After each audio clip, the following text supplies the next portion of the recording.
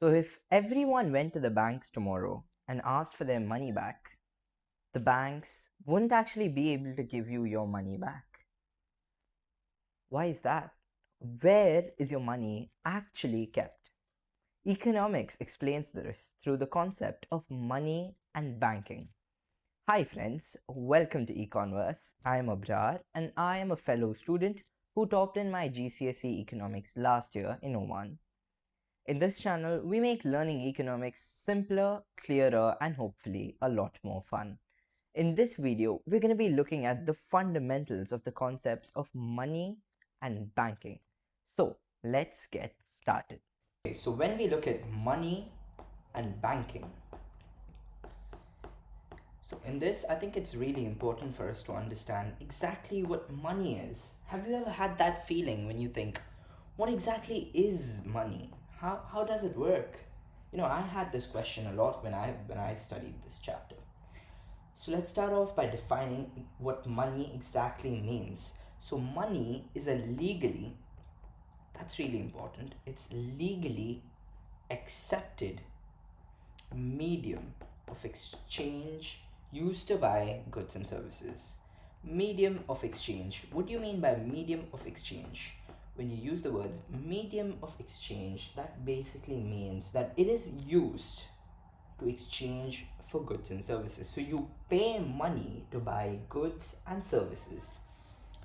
Now let's just look at a bit of history to understand exactly how money came into existence. So when you look at the history of money, essentially back in the day there was something called the barter system. So what is the barter system? The barter system is when you exchange goods and services for other goods and services. So if you need one good, how do you get it? You exchange it for another good. Let's say I want rice. So I'll have to exchange, for example, something like wheat with another person who has rice in order to get the rice. And there's one important condition that's there in the barter system. The barter system requires something called double coincidence of wants. What do you mean by that? Double coincidence of wants basically means if you want something and for you to get that thing, the other person should be wanting what you're able to give to them. So, in the case of the rice example, if I want rice, the other person should be wanting the wheat for the transaction to happen. Now, there are important forms of money that we need to know. What are the forms of money? Now, money can be in the form of coins, can be in the form of notes, or more commonly in today's world, there's something called plastic money. What do you mean by plastic money? Plastic money is money in the form of cards and etc. Cards and everything that we use in today's world. Now, there are some important characteristics for something to be determined or to be eligible to be known as money. So, when you look at the characteristics of money, the most important characteristics of money are perhaps 6 important characteristics that you need to know. So, yet again, we make the list. So, the first most important characteristic of money is that it needs to be hard to counterfeit. What do you mean by that? What you basically mean is when you have money, it should be hard for someone else to remake your money. So, whenever you have money, essentially the central bank of any economy prints the money. So, you want it to be so hard to counterfeit or to duplicate that no one else is able to print their own money. Imagine everybody could start printing their own money. There would be chaos everywhere. There would be too much money in the economy. The value of the money would fall, if you know what I mean. So, how do you make money hard to counterfeit? There are some methods that are used in the modern world. There's something called metallic fiber that you can see in money. There's watermarks that are used. There are number based identities given to the money to ensure that there's no black money or unaccounted money in the economy which has been duplicated, which has been illegally printed, if you know what I mean. So that's one important characteristic. Another thing is that the money should be durable. That means it should last long. It shouldn't exactly be something that can get damaged or anything like that. It should be portable. Money should be easy to carry around, easy to use. It should be quite feasible. It should be acceptable when making transactions. That is the key feature of money. Acceptable for transactions. It needs to hold value over time. Now, this is very fundamental. Now, imagine you are a 20-year-old and imagine you're saving your money for retirement. And let's say you put your money in a place. You want to ensure that there is at least some value for the money over the end of the 40 years by, like, let's say 60 when you retire. The money should still have some value. Let's say the money holds no value. Just imagine your plight. You have been saving for 40 years and the money simply has no value. So, what happens to your retirement fund exactly? So, the idea is that money needs to hold value over time so that people that are saving their money can spend it in the future. Lastly, there shouldn't be any intrinsic value. What do you mean by intrinsic value? As an item in itself, money should not be worth something, if you know what I mean. So, the idea is the paper notes of the money intrinsically have no value. Moving on, let's look at the four most important functions of money. Now, this is a really critical concept. This is probably something that is most tested upon when it comes to money. So, when you have the functions of money, essentially we're looking at four different things. Firstly, as we talked about, the key function of money is to act as a medium of exchange. A medium of exchange basically means that money allows people to buy and sell goods and services. So it needs to act as a medium of exchange. Number two, it needs to act as a unit of account. Now, these terms that I'm saying are really important. These are key words that you need to use when asked about the functions of money. What does a unit of account mean? It means that there is a monetary value over the goods and services. So when you purchase goods and services, money ensures that there is a monetary value to each product so that you pay for it. The third function of money is to act as a standard of deferred payment. What do you mean by deferred payments? So deferred payments essentially means paying for something later after buying it. So money can ensure that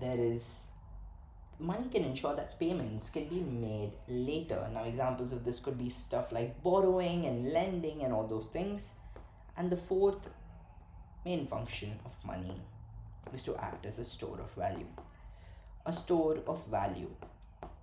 The value of the money doesn't deteriorate over time and hence can be stored.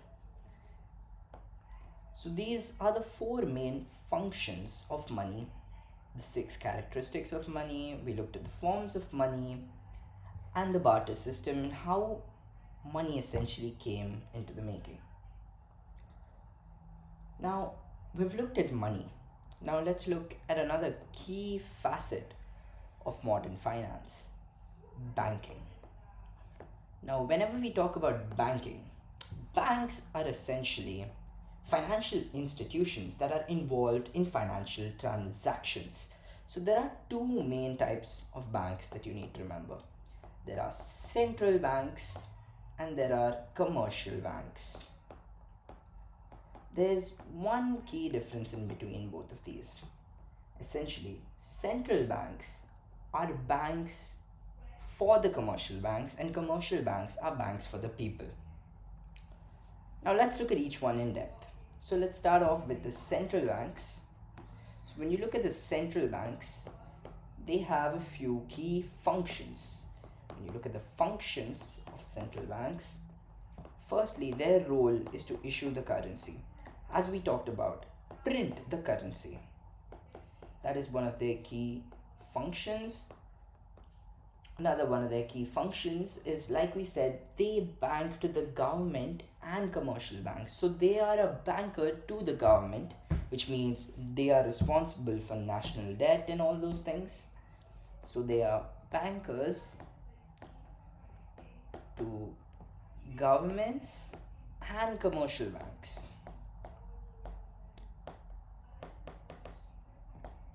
Moving on, they are also something called lenders of the last resort. Now, what does this mean? This basically means, imagine you have a commercial bank that's named after you. Let's say, for example, I own a bank called Bank of Abrar. Now, let's say I go bankrupt. How do I get some money to ensure that I can continue to survive? I look to the central bank. This is the lender of the last resort. Let's say I go completely bankrupt. The only option that I have to survive is to go and ask help to the central bank. And the central bank can function as a lender of last resort and essentially provide some money to ensure that commercial banks survive. Then, central banks also have an important function of implementing policies. Policies can be monetary and fiscal policies, which we look in the macroeconomics section of the textbook, which we'll get to quite soon actually. And as we talked about, they have to manage national debts, manage debt, and they need to represent economies or governments to IMF, World Bank. IMF and World Bank. Now, what are IMF and World Bank? IMF and World Bank are essentially two internationally recognized organizations or banks. They are very critical organizations that lend money whenever, let's say, a government or a country is struggling or is developing and all those things. So they regulate international economies. Now, examples of central banks are really important. You probably need to know this. So, for example, in India, the Reserve Bank of India is the central bank in India. In England, it is the Bank of England. In China, it's the People's Bank of China. And in US, it's Federal Reserve. So these are some examples of central banks. Now moving on to commercial banks. So commercial banks, like we talked about, are banks to the people.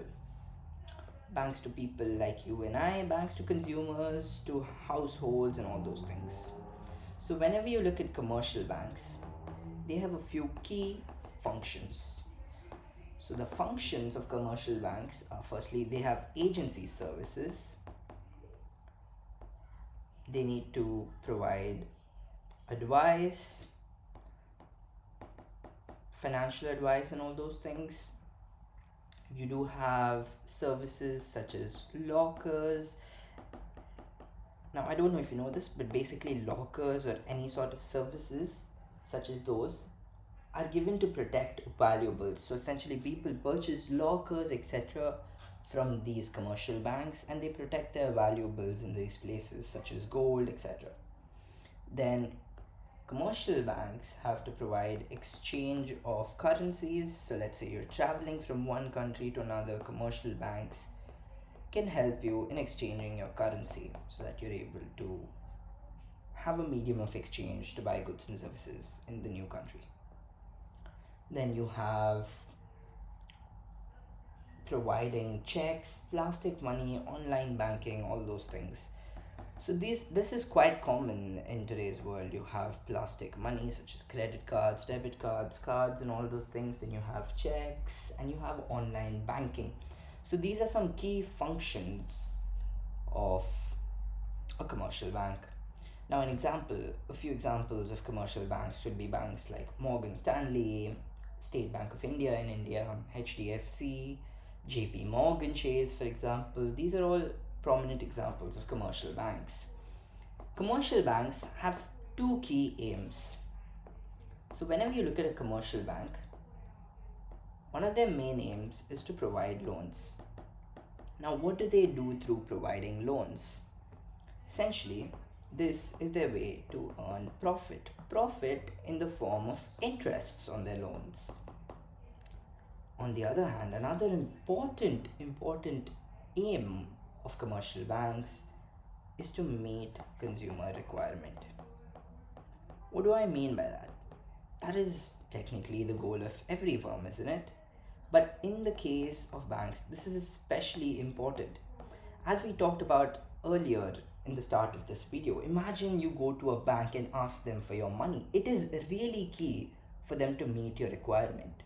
And this is why they need to keep assets liquid. What do I mean by liquid? Do I mean stuff like water? Okay, no, that was not funny. What I mean by keep assets liquid is ensure that they can be converted to money that can be given. So they have two key goals, and that is, in simple terms, profitability and liquidity. These are the two key aims of a commercial bank. Now, I'll just give you a quick overview on something that is important to know, but it really doesn't come up in exams. And one of them is Islamic finance. What does Islamic finance mean?